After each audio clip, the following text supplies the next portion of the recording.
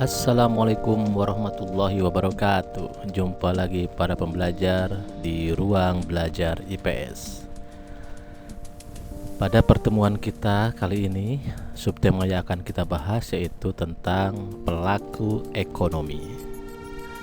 Nah, jadi diharapkan setelah kita belajar tentang subtema ini, Anda semua dapat menjelaskan kembali tentang pengertian dan jenis-jenis pelaku ekonomi.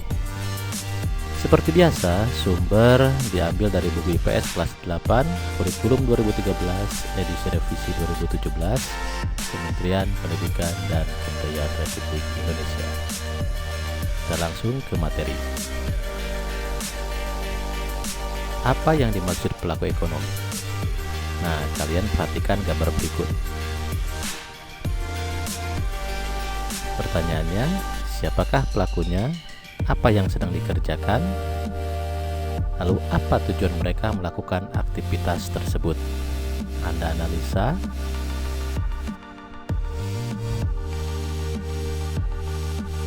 Kalau sudah, kita lanjut ke gambar selanjutnya.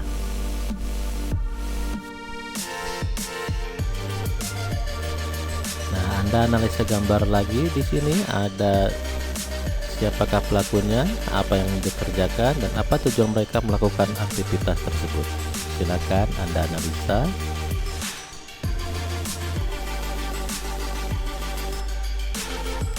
Lalu ada gambar lagi.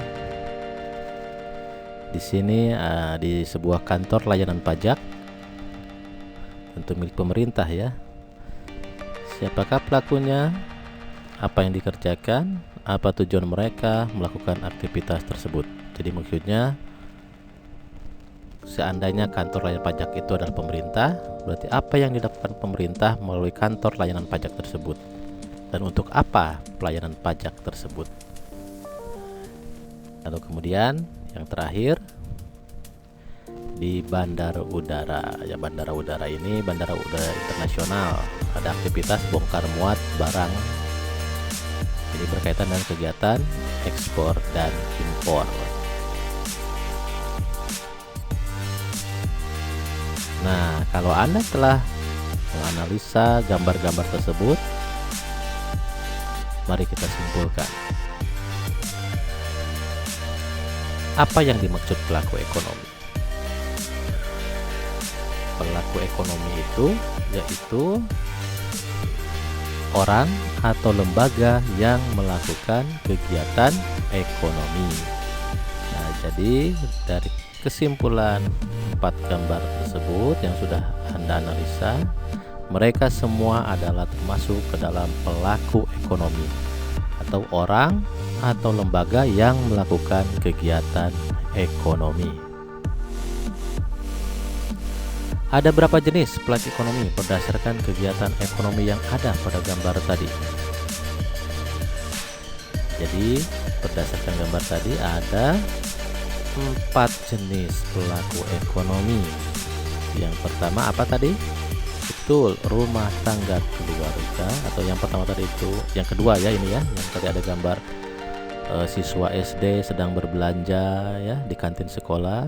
Itu adalah termasuk ke dalam pelaku ekonomi rumah tangga keluarga atau konsumen.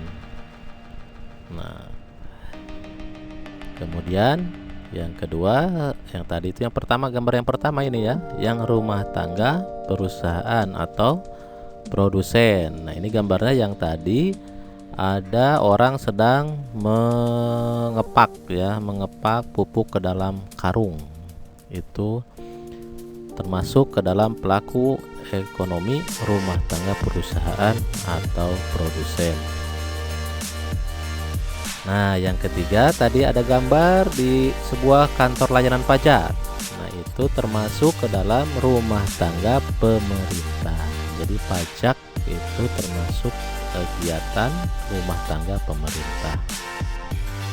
Lalu yang ada di bandara udara itu yang dalam ada kegiatan ekspor impor ya, pengepakan barang dari luar atau dari dalam ke luar negeri atau dari luar negeri ke dalam, itu disebut dengan rumah tangga luar negeri. Nah, jadi ada 4 jenis pelaku ekonomi yang sedang kita bahas saat ini ya. Anda ingat-ingat ya, ada 4 pelaku ekonomi. Yang pertama rumah tangga keluarga, yang kedua rumah tangga perusahaan, yang ketiga rumah tangga pemerintah, dan yang keempat rumah tangga luar negeri. Lalu kemudian apa yang dimaksud dengan rumah tangga keluarga? Nah, rumah tangga keluarga atau sering kita sebut dengan konsumen adalah kelompok masyarakat, baik individu juga bisa termasuk ke dalam rumah tangga keluarga ya. Individu termasuk ke dalam rumah tangga keluarga yang melakukan kegiatan konsumsi terhadap barang dan jasa untuk memenuhi kebutuhan hidup diri sendiri ataupun keluarga, dan ini dinamakan rumah tangga konsumen ya. Jadi di dalam rumah tangga konsumen ini biasanya ya sering misalnya anggota keluarga ibu berbelanja sayur ke pasar ya. Kemudian Anda yang sedang sekolah sering sekali membeli alat tulis, buku-buku untuk bahan ajar ya. Nah, itu semua termasuk dalam kegiatan rumah tangga keluarga atau rumah tangga konsumen. Kemudian apa yang dimaksud dengan rumah tangga perusahaan? Nah, kalau rumah tangga perusahaan ini adalah kita lihat pihak yang melakukan kegiatan produksi. Intinya itu ya. Rumah tangga perusahaan atau produsen adalah pihak yang melakukan kegiatan produksi, yaitu apa? Kegiatan untuk menghasilkan barang dan jasa. Nah, produksi itu kegiatan untuk menghasilkan barang dan jasa guna memenuhi kepentingan orang lain, dan itu dinamakan rumah tangga produsen atau perusahaan. Misalnya perusahaan semen, perusahaan milik negara lainnya itu seperti Pertamina ya, perusahaan-perusahaan yang di dalam kegiatannya adalah melakukan kegiatan produksi. Kemudian apa yang dimaksud dengan rumah tangga pemerintah?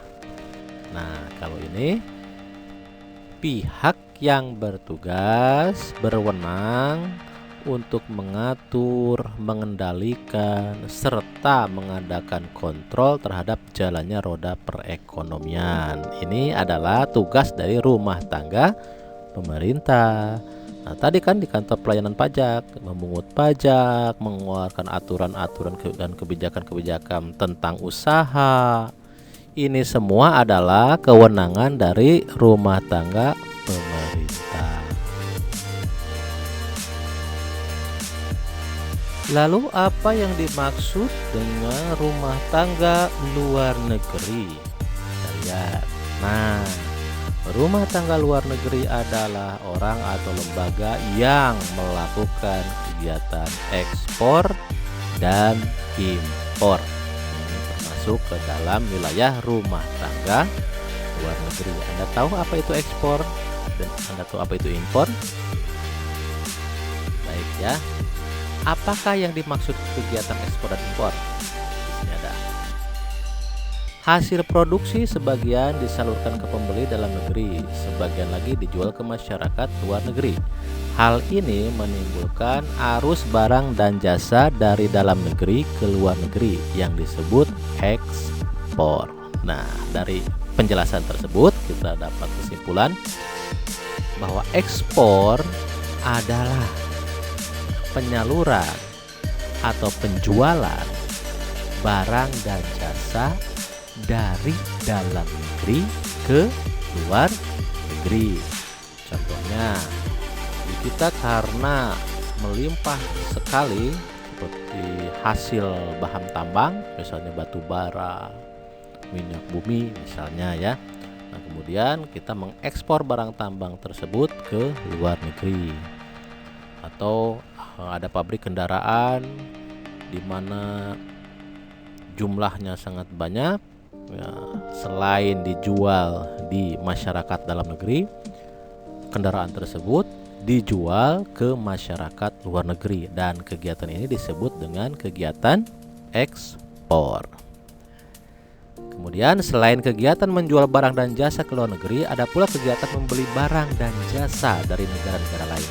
Nah, arus barang dan jasa yang masuk dari luar negeri ke dalam negeri disebut impor. Impor itu berarti negara kita membeli barang dari negara lain, ya.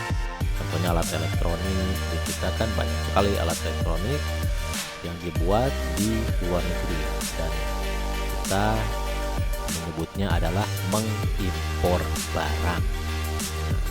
Jadi kalau impor itu adalah membeli barang dan jasa dari luar negeri. Oke, saatnya sekarang untuk kuis. Perhatikan pertanyaan-pertanyaan berikut ini, kemudian Anda jawab.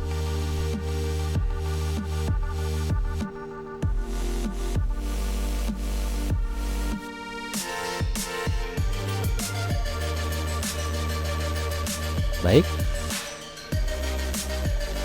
untuk pertemuan kita dalam materi pelaku ekonomi kita cukupkan sampai sini. Mudah-mudahan bermanfaat dan tetap semangat belajar. Wassalamualaikum warahmatullahi wabarakatuh.